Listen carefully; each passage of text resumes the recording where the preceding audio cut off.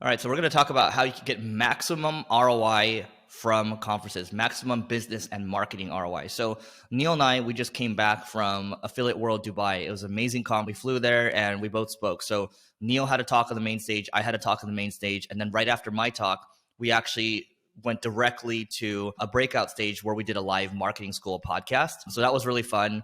And we want to share a couple stories on how we got maximum ROI from this conference and how we went about it. And hopefully this will give you some ideas on what you can do as well. You want to go first or you want me to go? Go first. All right.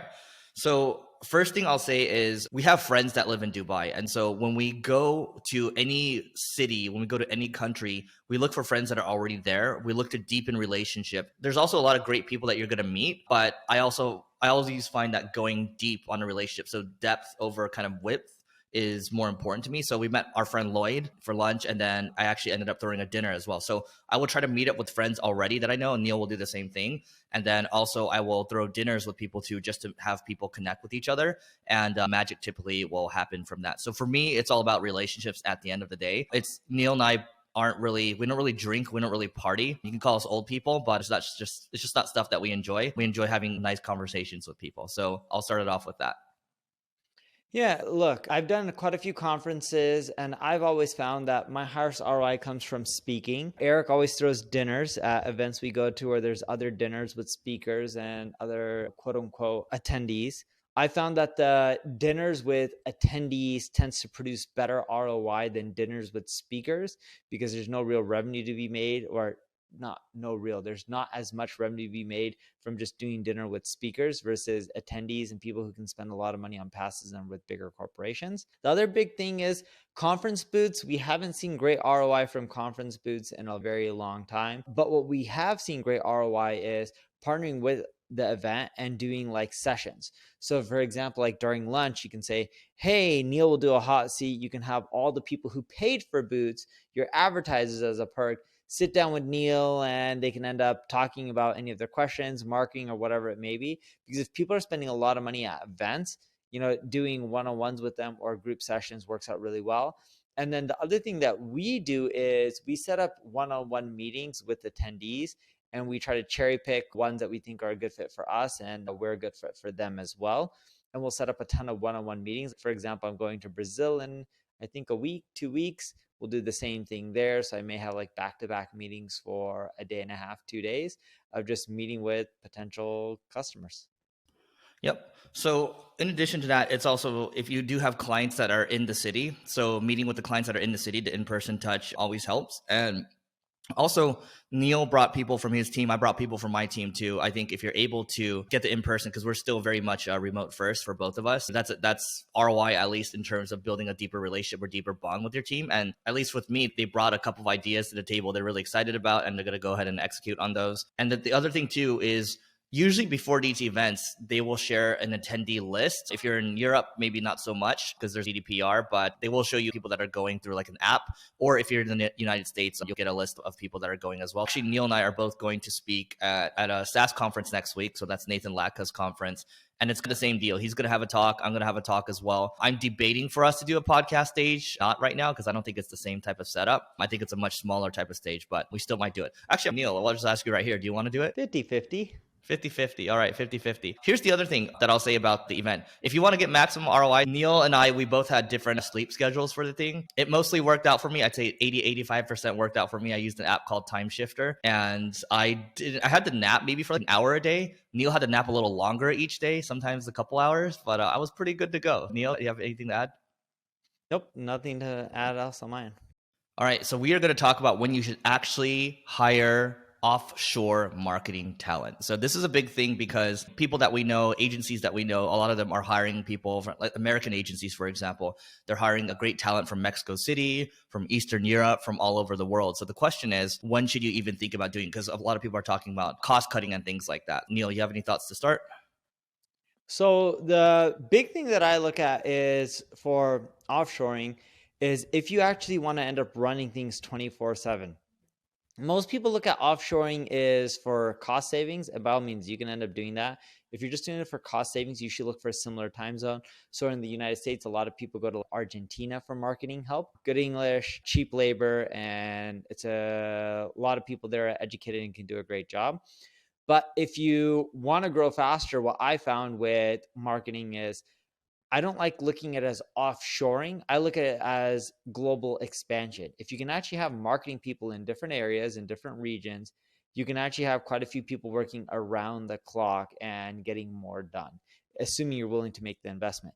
Now, this will cost you more because you'll need the roles that you need for whatever time zones you are, but you can have people in other time zones to pick up the work when they clock out. And I found that to be super effective. Yep. So to Neil's point, 3 hour time difference is usually a good thing. If you are expanding, let's say your US office into these other countries, right? So what Neil's talking about is global expansion. So he's expanding into other countries, like let's say Singapore, for example, Dubai, for example, right? And he's creating hubs there. But I think for most of us listening, 3 hour time difference, that typically works out well because usually when you stretch it out beyond, it's hard to collaborate, but it does work in some cases. For example, we have developers that are in Eastern Europe and that works out well. What I found from hiring talent in general from other countries, design and dev, finance, like that typically works okay. I think finance is more rote accounting tasks, but dev and design, you can usually pick up some really good talent.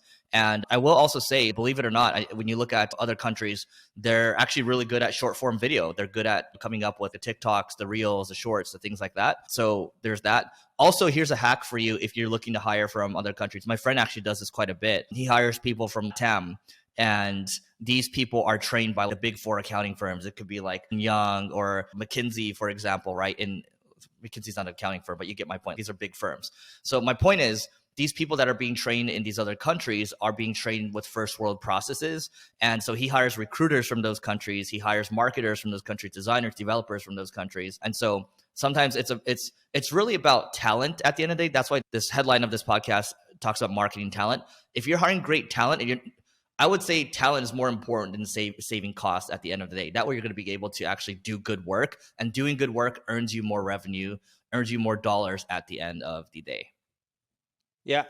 So look, just in general in life and in business and just everything, it's just like you want to offshore. There's nothing wrong with it, but really think things through. A lot of people think that offshoring is a great way to save them money. And what I found 9 out of 10 times, they don't do it right. They have communication issues. They save money on paper, but the efficiency isn't there and the output isn't as great as what they're looking for. And then at the end of the day, on paper, it looks like they're saving money from a monthly outflow perspective. But from a productivity standpoint, it's actually costing them way more money than if they didn't offshore. Yep. Ultimately, you're looking to hire champions, right? So people that have been there, done that. And so a designer or developer, it's really easy to just look at their portfolio first and have them do a test project. But you could do the same thing with marketers as well. So it's really important. Again, you have to set the bar. And I always talk about creating a role scorecard, talking about the outcomes that you're looking for this role to create. And then you can create a job description around it. Most people just go for the job description and they just cut and paste something else. That's going to lead to disaster. I did that in the very beginning of my career. And I actually think Neil probably did too, where he's like, oh, marketing manager. Okay, let's pull this Google thing and let's just Frankenstein something together. Doesn't work. No, it doesn't work. Today, we're going to talk about how to nail your public speaking performance. So we are in the midst, I'm speaking about Neil and myself, we're in the midst of kind of speaking season. Recently, we just spoke at Dubai. Recently, we're also going to be speaking at a SaaS conference together. We just happen to be speaking at conferences together. And actually, I'm going to get Neil a speaking slot at a SaaS conference in Europe as well. So Neil, get ready for that next week. You're going to meet the organizer of that. So we're in the midst of it. I thought we would share some tips and tricks on how we've done speaking over the years. And hopefully this helps. Neil? I think the biggest mistake people make when they speak at a conference is they just figure out a title based on what they think is going to be great or what the event organizer thinks is going to be great, and they create a presentation around it. To really nail your speech at all, first starts with understanding the audience. So what I like to do is I like talking to the event organizer, whoever's throwing the event, and be like, who's the attendee? What's the average revenue? What type of businesses do they have? What problems are they facing? What are they looking to solve? And you just go through questions related to your industry. So we're in marketing. So I'll ask some questions related to marketing, like what are the attendees looking to really solve with their marketing? Do they actually have businesses? Are they in B2B or are they B2C? Once I have an understanding of all of this, it can then help me formulate the right title and the right topic. And then I'll brainstorm with them, come up with some ideas, and then I will go and create the presentation. Now, when I first started creating presentations, I was always a big believer, step-by-step actions create the best presentation. And although that can help you create amazing presentation, it doesn't necessarily mean it creates the best presentation. What I found to really nail it, other than understanding the audience and having a topic that they really want to know about that solves their problems, I found that if you include step-by-step action items, plus stats and data and trends on where things are moving and with whatever you're talking about, those two combined really can help create a great presentation. I found that when you include a lot of stats and data, a lot of people take pictures. They're super engaged. And what we do is we either let people know they can email someone on our team to get the decks, or we'll put a QR code where they can just scan and download the slides. Cool. So from my end, similar vein, I learned this when I first started speaking. I have a very simple question. I just asked the organizer, what's a home run? And so from there, they'll just talk. It's, hey, this is what the audience is. This is what they look like. You can get more specific. I do some of the questions that Neil asked with the revenue. What are they looking to get? What are their goals? But I just ask, what's a home run out the gate? And what I've learned in the very beginning, I used to get really nervous going up. Now I don't really get nervous when I go up to speak. But when I used to get nervous, the problem with that is because I was being selfish, meaning that I was thinking about myself. And that's what happens to most people. You're thinking about how you look. You're thinking about how presentable you are. But the reality is nobody cares about you. Like the people that are watching you, they don't give two craps about you. They're like in it for themselves. What's the home run for them? What are they going to get out of the time investment they get from putting their butts down and watching you for 20 to 30 minutes or so? So once you flip that mindset and it's just about, hey, what's in it for them? What's in it for them? How much can I give? How much can I give? It becomes so much easier. It's just like having a conversation. And before you know it, the time is over. And then everyone's, oh my God, good talk. It's almost like you just felt like you were talking and it wasn't like you felt like you were getting judged. Because I very much felt like I was getting judged at the beginning, but that's just not the case. You get judged if you suck, but if you do a good job of teaching, you're going to be good to go. So one thing that I want to call out too is recently Neil and I were speaking at this conference. A lot of the talks were about AI. So they were picking a trending topic, but they were writing that topic. But I don't know how good the talks were. I can't speak to that. But the reality is, as of this recording right now, we do believe, Neil and I believe, that long-term AI is going to be amazing. It's going to be way more than what we think it is right now. We do think short-term it's a little overhyped right now. And so when you see 4 or 5 of the main stage talks about AI, there's a little imbalance there. And so just keep in mind, if you're going to ride a trend, make sure you actually have something to say. Make sure you have stats to back it up, not just that you're riding the trend. The other thing I'll say too is this. I don't really practice that much, but now I will say I used to not practice that much, but now I will at least try to go through one round of my talk. That way I'll have a much better sense of when I should pause, when I should move some things around in the slide. So that you just do one practice run. It helps. If you want to do a couple practice runs, that's helpful as well. And it is what it is. And to Neil's point, I'll double down on the stats and trends. People just love stats and trends, so share as much as you can. If you can share frameworks as well, people love frameworks, right? Here's the content sprouting framework. And every time I share that, I see all the cameras come out, right? And then you can also share your email address, obviously how to contact you. You can share a QR code if you want, but sometimes people get a little scared that they're going to get hacked because it's like a link, so just be careful on that. But I do know that when I put the QR code up last week to subscribe to our email newsletter, we got double the amount that we usually get in a day. So that was pretty good. Anything else, Neil? Yeah, Eric does mention that you should rehearse. I rehearse around 4 or 5 times before I speak. It's a lot. When I rehearse, what I mean by that is I just go through my slides in the order. And when I'm speaking on stage, I always request that they have, and some conferences aren't able to do this, my current slide as well as my next slide. It makes the transitions much easier. And keep in mind, the monitor is going to be far away and smaller. So when you have stats and trends and data, make sure you know it like the back of your hands. And that way it's easier for you to speak. What else did I do? Oh, making your deck is super important, and it transitioning and flowing really. Don't put too much stuff on each slide, so that way people have some main takeaways. Make sure the slides flow and transition. What I like to do before I make my slides is I put down in a Word document every little thing that I want to cover, and I'll do like slide 1, slide 2, slide 3, and I just break it down, and then I send it to my team once I know it flows, and then they just go end up making the presentation. That's the hack now. That's how Neil makes his decks. Word, Google Word, and then Microsoft Word. Microsoft Word. And then once they end up making it, Then I go through it, modify it, adjust it, and just make sure it flows and it looks good. Yep. Look, there's a rule from Guy Kawasaki. Most people probably don't know who he is anymore, but he used to be like Apple's evangelist. And he has this rule that I like. It's called the 10-20-30 rule. So this means I think it's no more than actually here, no, we need to Google this out. 10-20-30 rule. I just want to make sure I'm giving you the right thing. Okay, so presentation should have 10 slides, last no more than 20 minutes, and contain no font smaller than 30 points. So I'm not saying that should be the golden rule that you should follow, but the point here is that a lot of slides, when you're starting on the very beginning, it's like easy to want to list a bunch of bullet points on a slide. Don't do that. If you just have one kind of phrase and then a nice picture, and then you can tell a story around it, that's a lot more powerful. And so one key point on each slide, ideally, and then keep it snappy. I'm not saying you should follow 10 slides. The reality is, for my slides next week for SaaS Open, I think I have 60 or 70, and I'm supposed to get it done in 20 minutes. And I've done it before. I think Neil's kind of the same deal. You're like what, 50, 60, 70? Something like that, yeah. Yeah. So you just got to get used to it. You got to rehearse and stay within the time constraints. But that's a key point, because again, like, people are going to their eyes are going to gloss over if you have like a bunch of text, a wall of text on a slide. And that is a rookie mistake. All right. We are going to talk about the recipe for success with any content. So this could be blog content. This could be video content. This could be podcast content. We do a lot of these types of content. So we want to give you the recipe. Yeah. So the first thing that I found with content is what works for one channel doesn't always work for the next channel. What's a hit on Instagram may not be a hit on YouTube Shorts, or may not be a hit on TikTok. It really varies per channel. So that's the most important thing that you need to understand, because if you want to succeed, you can't just take a cookie cutter approach. The cookie cutter approach does not work.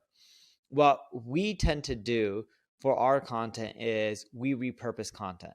It's unrealistic for you to create content 50 times a week or a day or whatever it may be. If Eric and I record a podcast, we'll do it in video form. Why? We can slice and dice the videos and make them into reels or whatever you want to end up calling them, depending on the platform. We can then, any of the popular podcast episodes, we can convert them into blog posts because we're already talking about it. We just have to have someone transcribe it. The longer form episodes, we can just put it as a big, long YouTube video or LinkedIn video, which can work quite well. So when we look at all these things, it really does end up adding up to helping you create a lot of content. Now, repurposing isn't that hard, and there's a lot of frameworks out there for repurposing. But the bigger thing is you have to experiment. If you don't experiment, you won't figure out what works. And on a weekly basis, you should be trying at least one new experiment, and that'll give you ideas on what's hot for a channel and what's not. Sorry, I was muted. So what I would say from my side is there's a lot of mirroring, especially on Twitter and on LinkedIn. You can Twitter, there's a tool called Tribe Scaler, and there's another one called Hype Theory. And this will actually allow you to see the tweets that perform well in certain industries or certain niches. And there's a lot of these people that will just take a format or a template that works, like a hook that works, right? And then they'll just make their own. So what's really important, especially if you're posting to like a LinkedIn or a Twitter, like a text-based form, really any platform, even like a podcast or YouTube, your hook really matters a lot. Think about your hook, right? Because Ogilvy likes to say that 80 cents is spent on a dollar when you have written your headline. The hook can be your thumbnail, it can be your headline, it can be both combined. You got to think about that. Or the first like sentence of whatever it is that you're writing. That's really important. What I also say is doubling down on what Neil's saying. What Neil's really saying is posting natively to each platform, right? So just because we're doing this podcast right now doesn't mean we can just upload the whole thing to TikTok. That's just not going to work. It has to be cut into like really short edits into 1 minute, and you have to have text, right? And it has to like hit with a key point. Basically in the first 2 milliseconds or so, we got to hook them. Our problem right now, what I'll say about our shorts on our marketing school channel is that over 50% of people swipe away when they see it. It's because we're not hitting on the first point initially. So what needs to happen with our editing is that we actually need to find out, like, we need to say something really interesting in the very beginning. That way people are going to continue watching. Sometimes we have those videos and those videos hit, but we need to do a better job of doing that. That's one way. That's one example of posting natively. The other thing, if you want to win for your content overall, is if you're fighting with your team needs to be bought in to marketing, and they need to understand that not everything can be tracked. And so a lot of your content initiatives, like this podcast that we're doing, or something I'm writing for Twitter or LinkedIn, it cannot be tracked, right? And so you have to be a little more lax And that way you're going to have more creative freedom, because if you're going to try to track everything, guaranteed your content program will be shut down. So just keep that part in mind. And if you have a CEO that's just focused on ROI, immediate ROI, you should probably just focus on paid media or something where you can drive immediate direct response. But you want to take the long view here. What I'll also leave you with as well is an example of what we're doing with this podcast. So we're using Riverside.fm to record this episode. And we love this tool, by the way. And the beauty of Riverside FM is it will automatically create a transcript for each episode.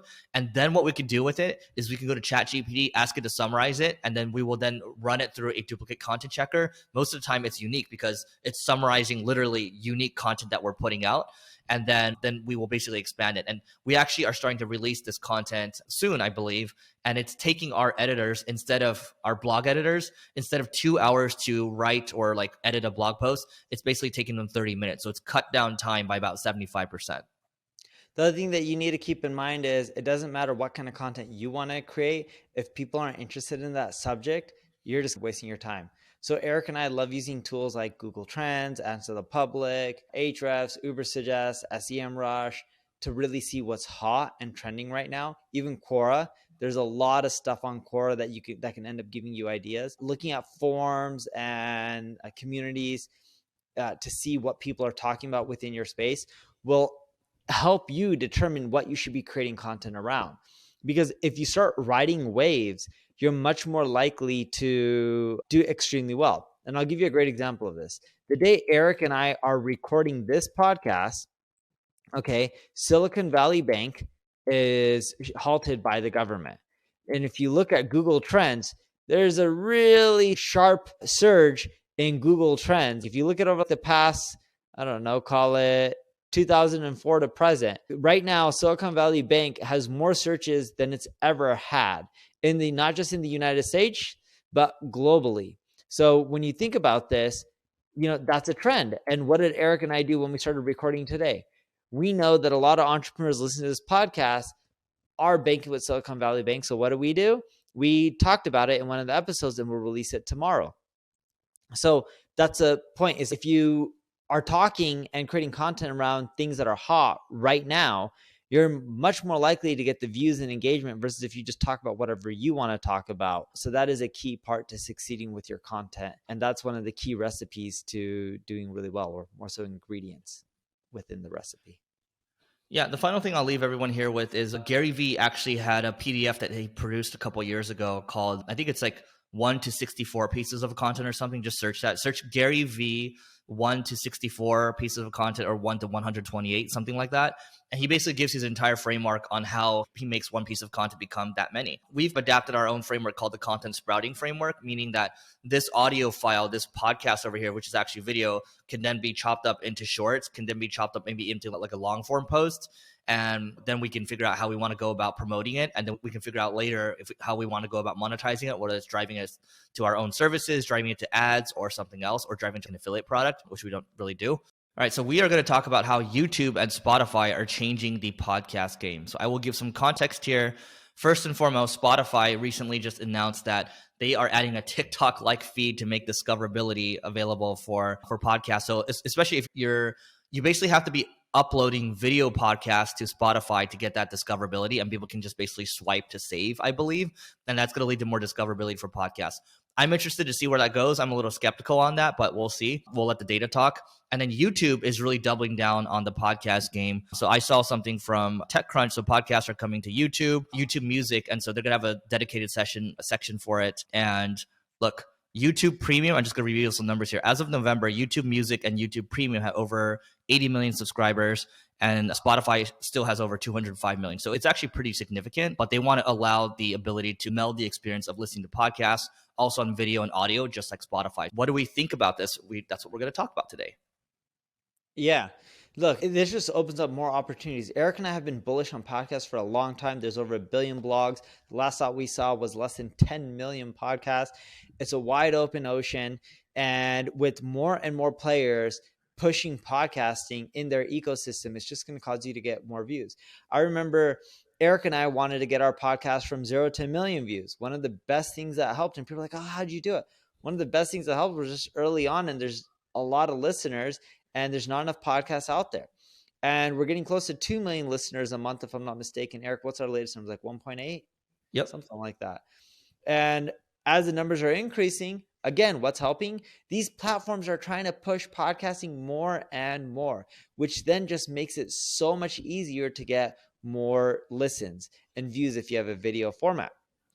YouTube, they're pushing it hard. Google, it's indexing podcast audio, so you can see it within the search results. Spotify, of course, they're doing quite a bit with podcasting. They even have some unique deals with some creators for them to be on the Spotify network. More and more people are listening when they're driving, with people going back to normal life versus what we were in during COVID. You're starting to see a lot more people listening to podcasts on their daily commute to work.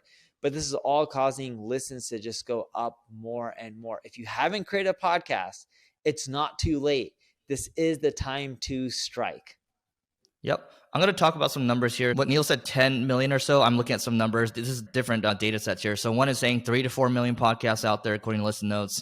Over 5 million podcasts with over 7 million episodes. I think that's for Spotify alone. Chances are the number is probably around anywhere from 5 to 10. That's what I would say. Keep in mind, podcasting growth has actually decreased over the years. So if you look at 2019, the number of new podcasts, 336K. 2020, 1 million new podcasts. 2021, 725K. 2022, there's an asterisk next to it, but 173K. This is data that comes from Exploding Topics, which is our mutual friend, Brian Dean. And so the number looks like it might be decelerating a little bit, which means it's actually an opportunity for you. Now, what do I actually think about Spotify and YouTube coming into the game? Spotify's dumped a lot of money into this stuff. They have podcast studios in downtown Los Angeles that we plan on using because we're part of the Spotify network now. And I just think they're going to just trying to add more discoverability. Like the fact that we are, by the way, subscribe to our marketing school YouTube, because that's where we're getting discoverability right now. That's because it's really hard with the RSS feed on Apple or Spotify to get that. And Spotify knows that. That's why they're doing they're trying to change things up with the TikTok feed. YouTube adding in more discoverability too. I don't think we're going to stop this for a very long time. And I've been podcasting for over 10 years now. I started my first one before Tim Ferriss.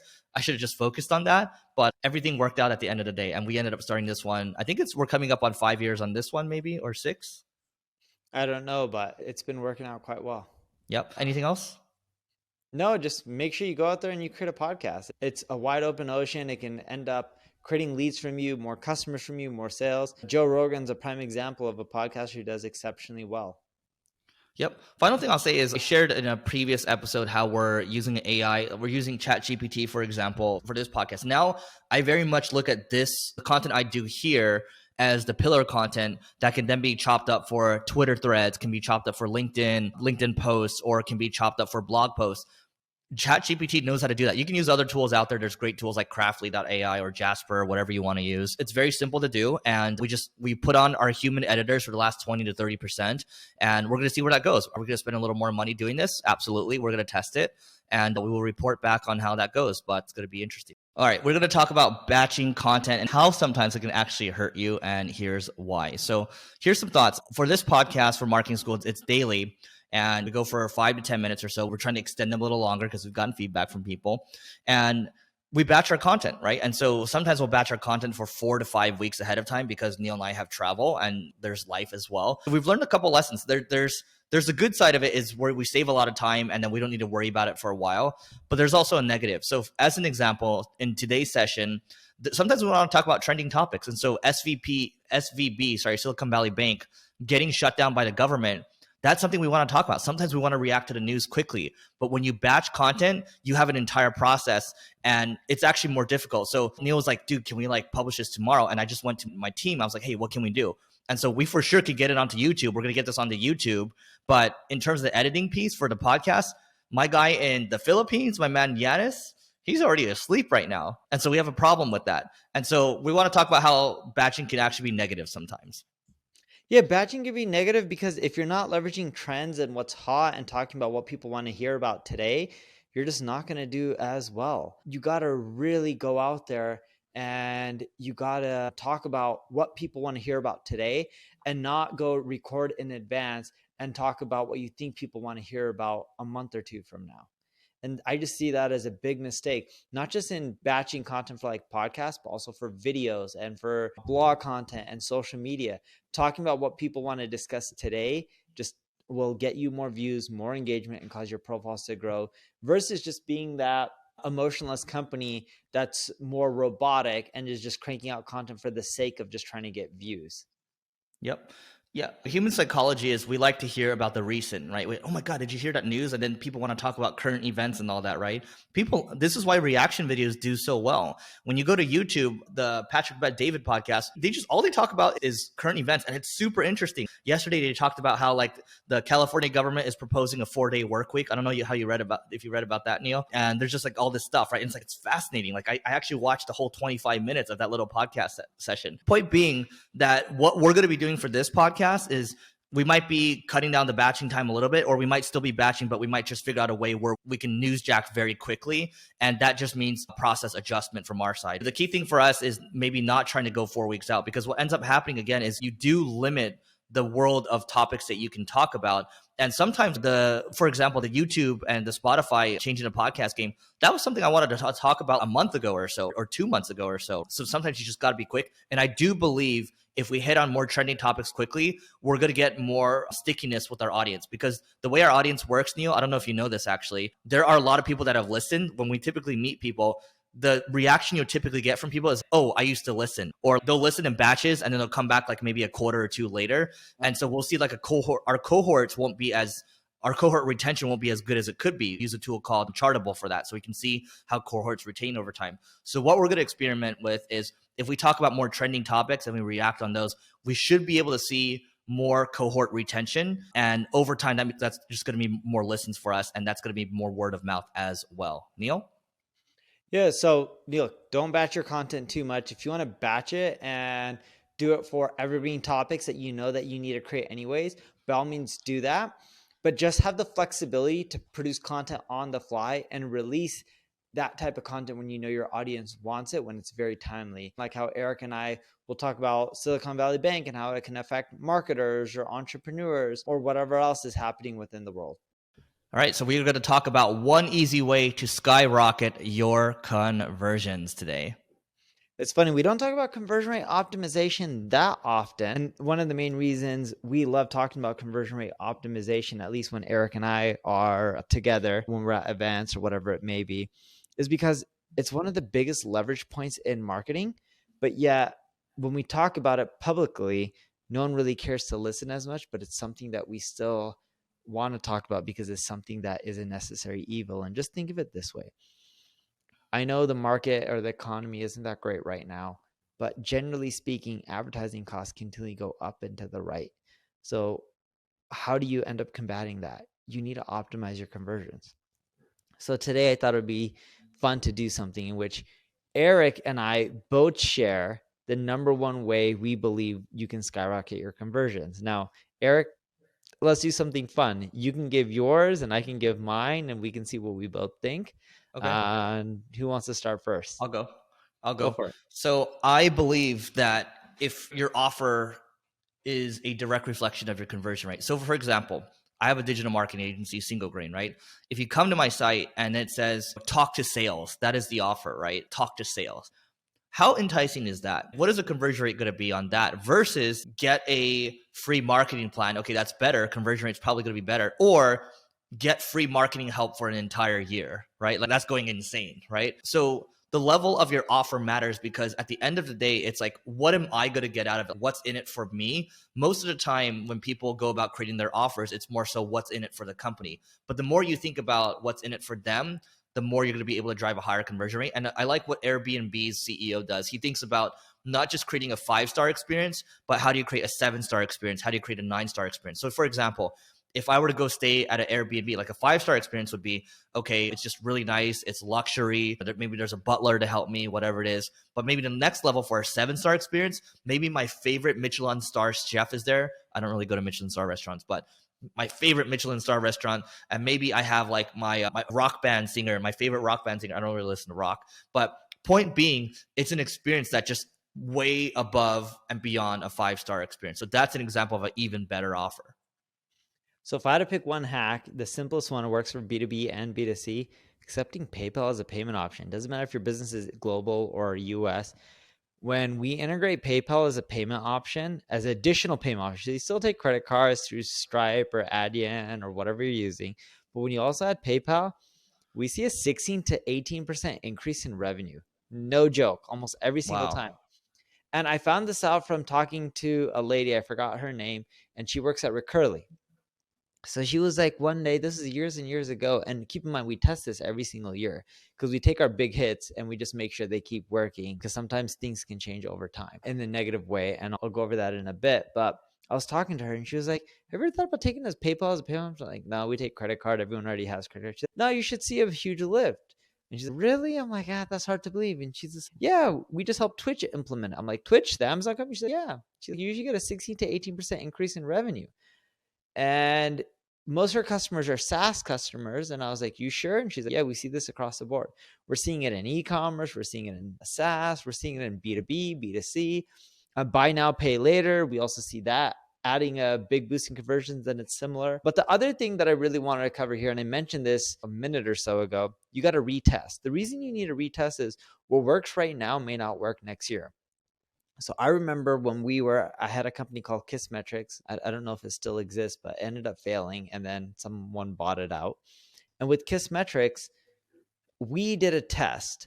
The test was sign up with Google or log in with Google or register with Google. I forgot what the verbiage was.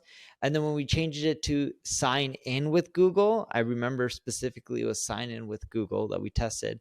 The combination of those two, and people can authenticate through Google, was over 90+% increase in conversions, which was massive. Less than 100, roughly 90. And we're just like, holy crap. Just making where someone doesn't have to put in their name, Nemo, we saw a huge lift in signups. We see that with UberSays. We see that with Answer the Public, with both the apps. You can log in with Google.